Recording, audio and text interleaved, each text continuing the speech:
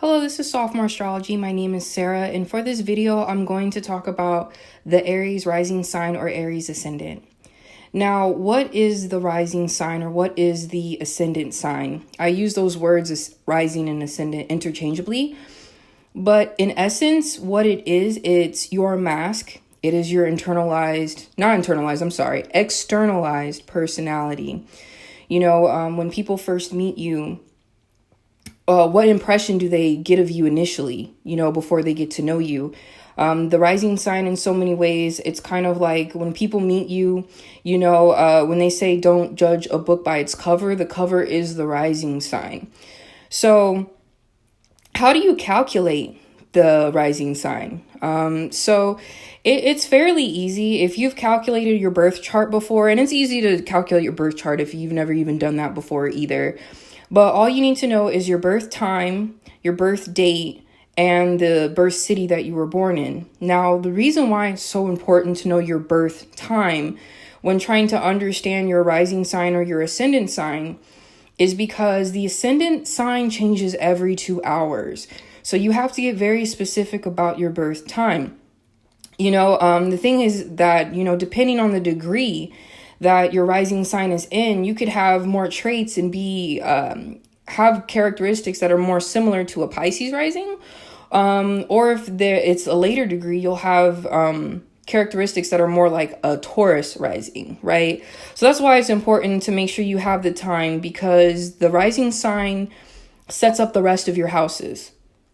Now, specifically for the rising sign, for Aries is a very, the Aries rising sign or Aries ascendant is it almost feels like a very natural placement. Or it's like a natural situation that someone has with their astrology chart, because, if Aries is in the first house and then so on and so forth, all the signs kind of fall in the houses subsequently, then it's almost like this person, their rising sign or their houses, the areas that they have in their life are set up just as if it's naturally like the zodiac will, so I also kind of feel like that's why Aries rising have a very natural feel to them when you first meet them. They feel very natural. It seems like they're not really like struggling to be who they are, or at least that's the impression you get of when you meet Aries rising sign, right?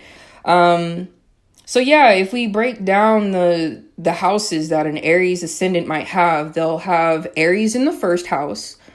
They'll have Aries in this, I'm sorry, let me repeat that. They have Aries in the first house. They have Taurus in the second house. They have Gemini in the third house. In the fourth house, they have Cancer. Leo's in the fifth house. In the sixth house, they have Virgo. In the seventh house, they have Libra. Scorpio's in the eighth house. Sagittarius is in the ninth house.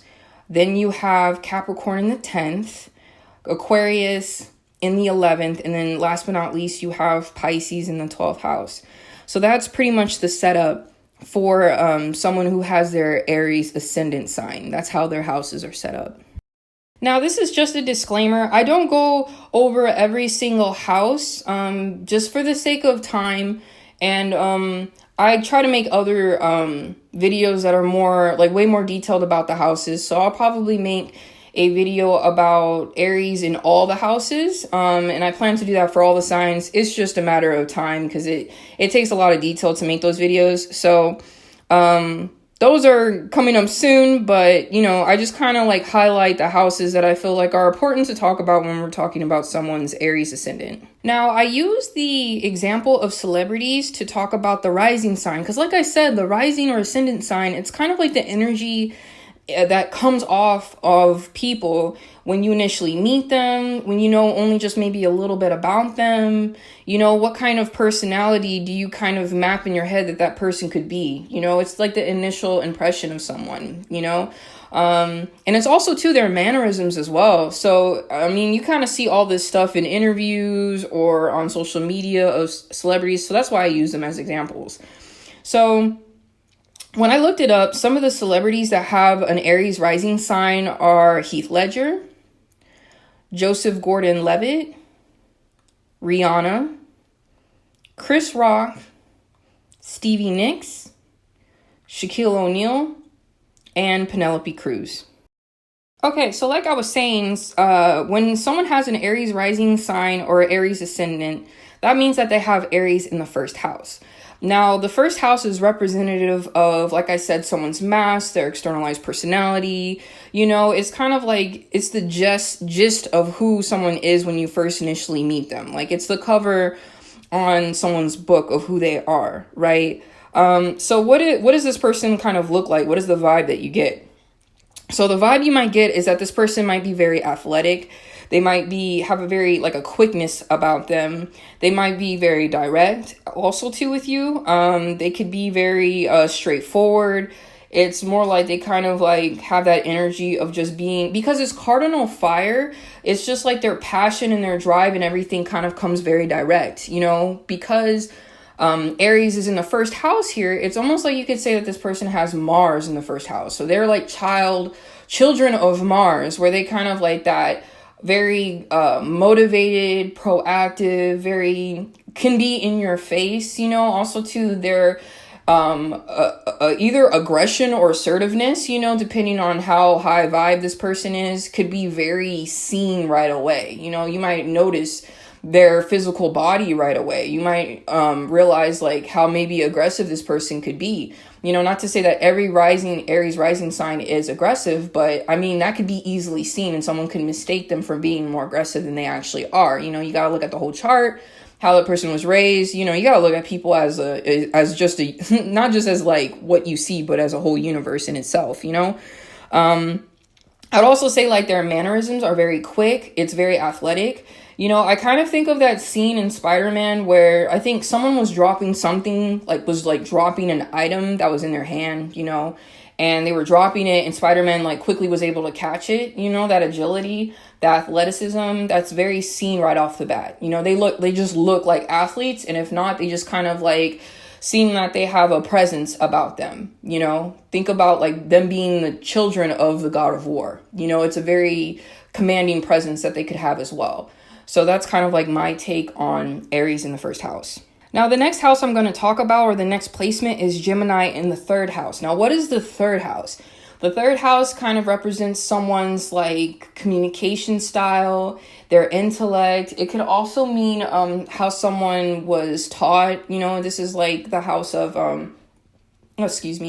like early childhood development.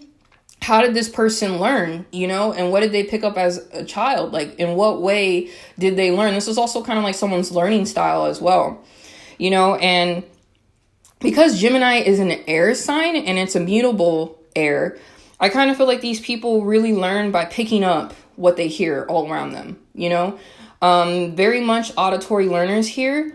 These people might really like learn from podcasts, or they kind of learn from hearing people. They really use their hearing a lot to learn or to understand the world around them. I would also say too that they could learn very quickly because, like I said, Gemini is an airy, very versatile, very flexible energy. So someone can really just like pick up whatever is in the air and grab onto it and think of that idea.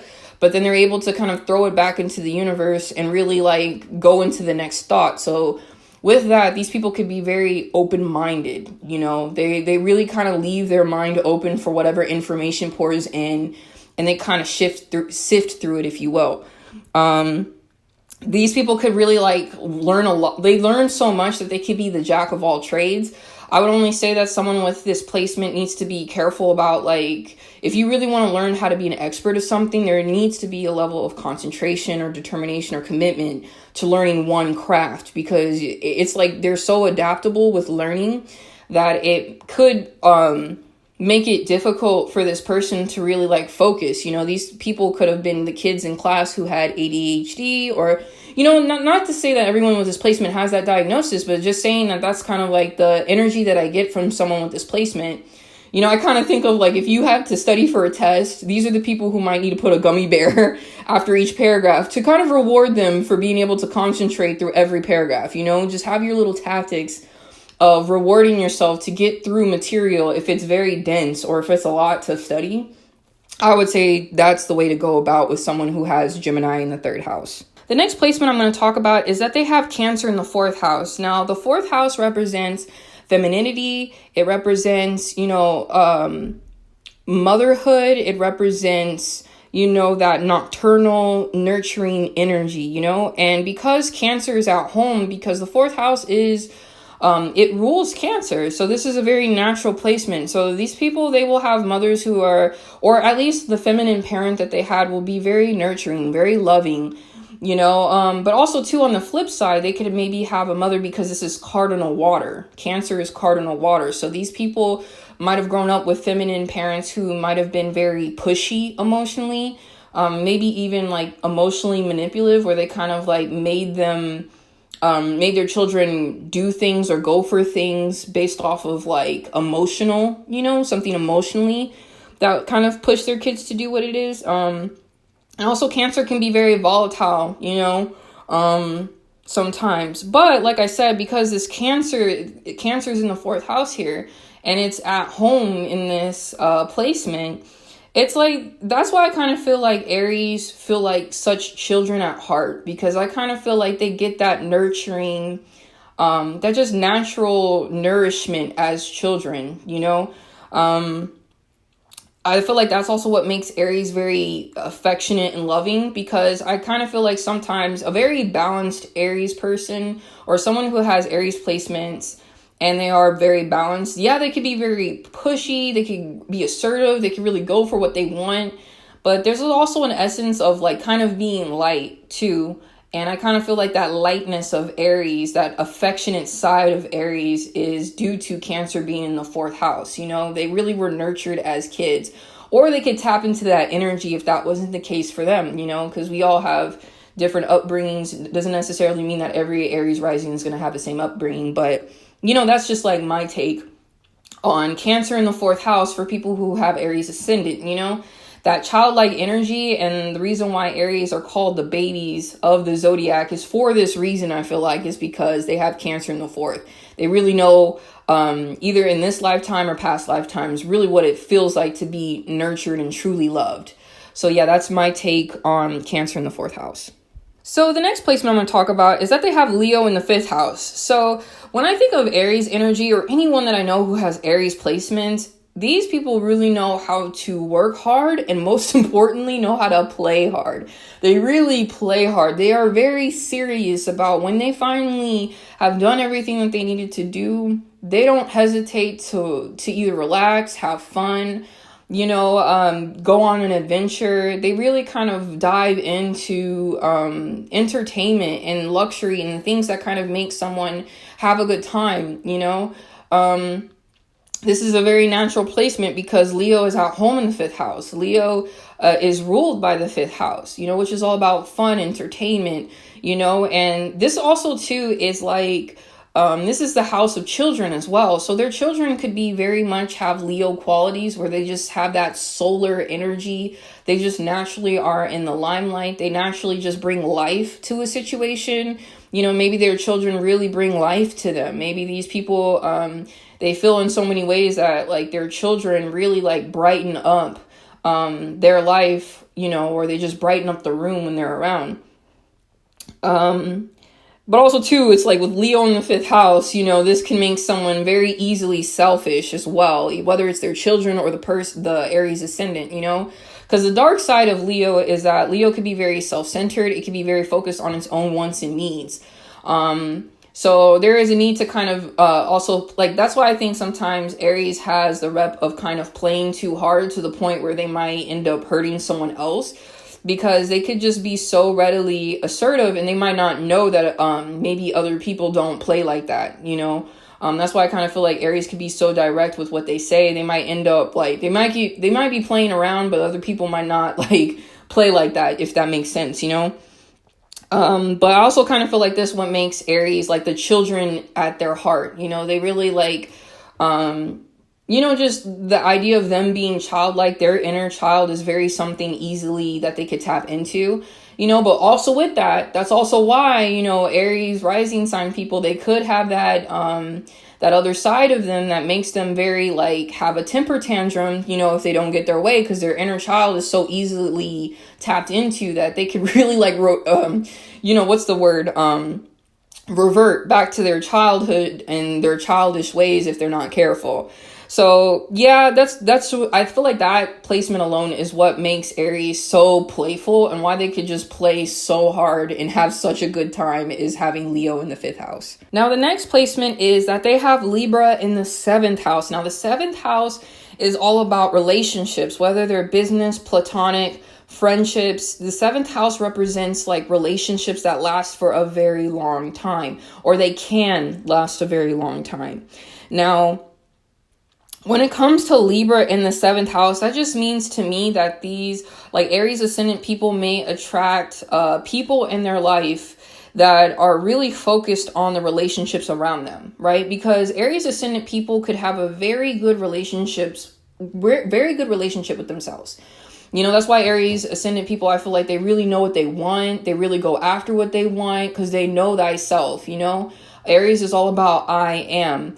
And, but Libra, on the other hand, is focused on harmony and the relationships with other people and that ebb and flow that happens at a party between different people. You know, that's why I feel like Libra energy is so much of a party planner or an event planner. Excuse me. Because they really focus on how people are relating to each other.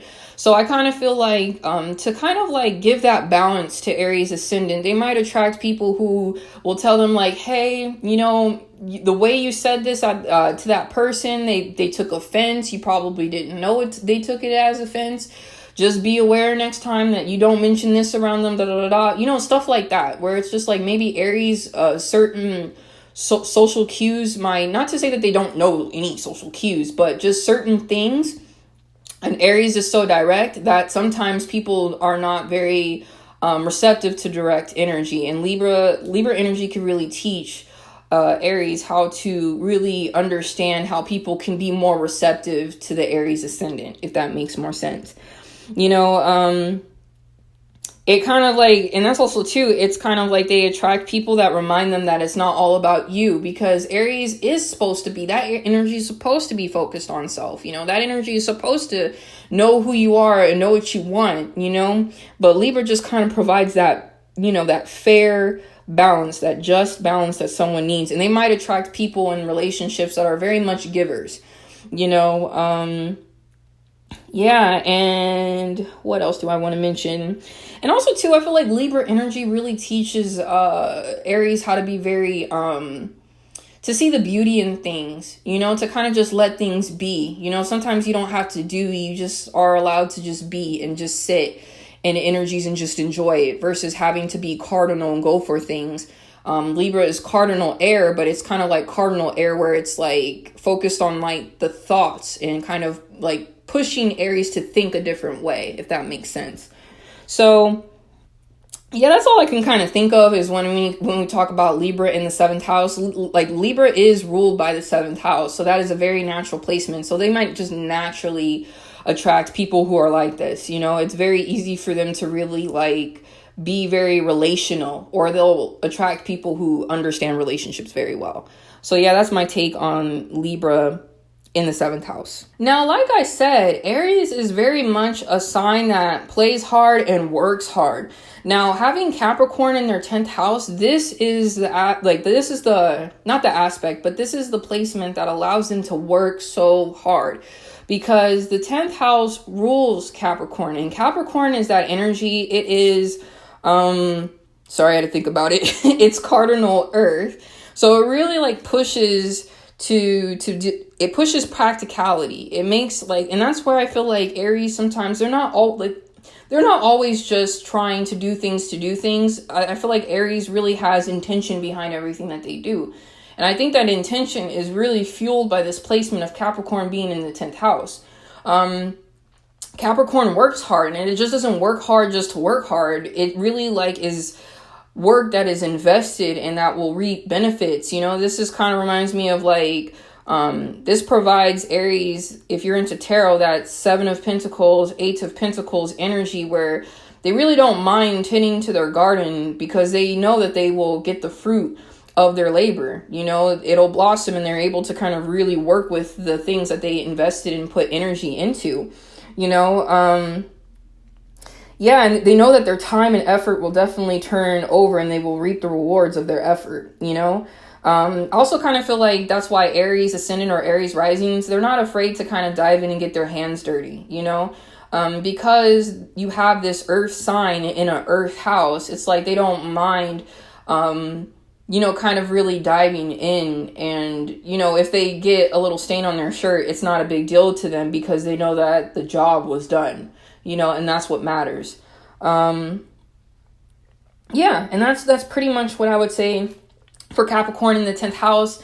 When it comes to like their masculine parent, or just AKA if it was their dad or their father that was the masculine parent, not all the time, but their parent might have been someone who worked very hard. You know, this could have, like, their masculine parent could have been someone who maybe they didn't see as much, but they saw them work hard. Maybe this person was very much like provided financially for the family.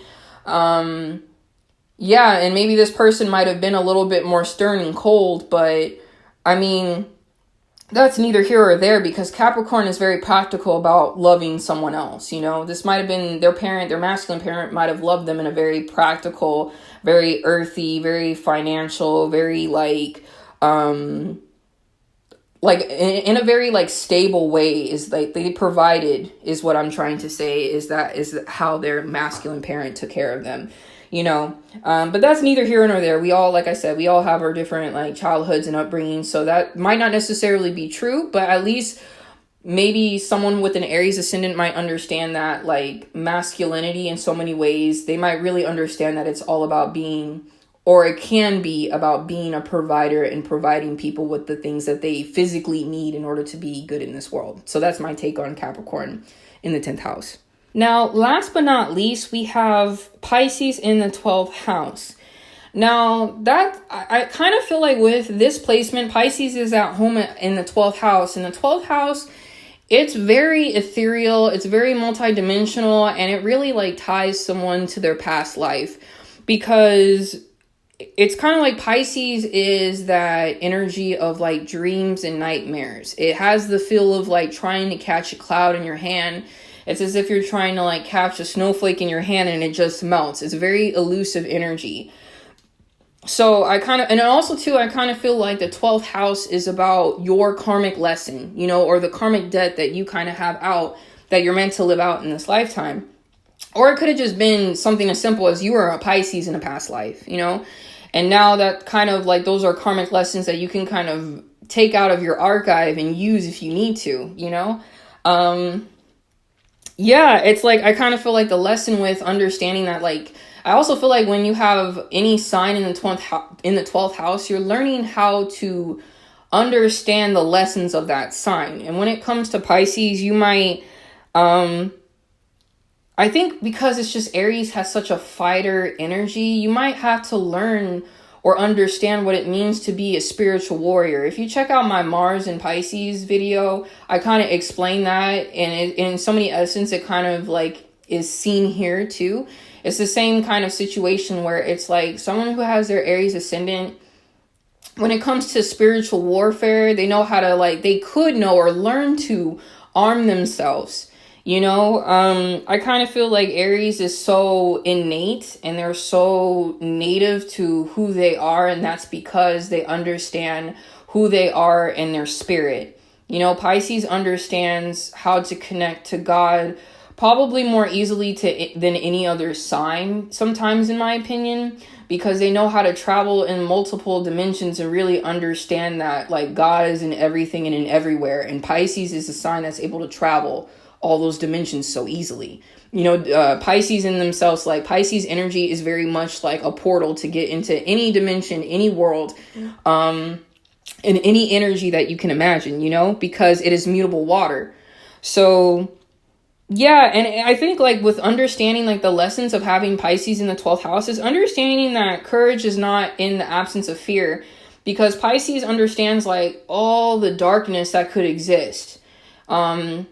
And I think because Pisces is hyper aware of how much, you know, evil could be in the world, it's like Aries is given that courage to really like take on that energy, and to be bold and to be deliberately pushed through the fear. Because I feel like Aries, they still know the dangers. I feel like sometimes people think that Aries are just like, you know, the dangers of things just go over their head.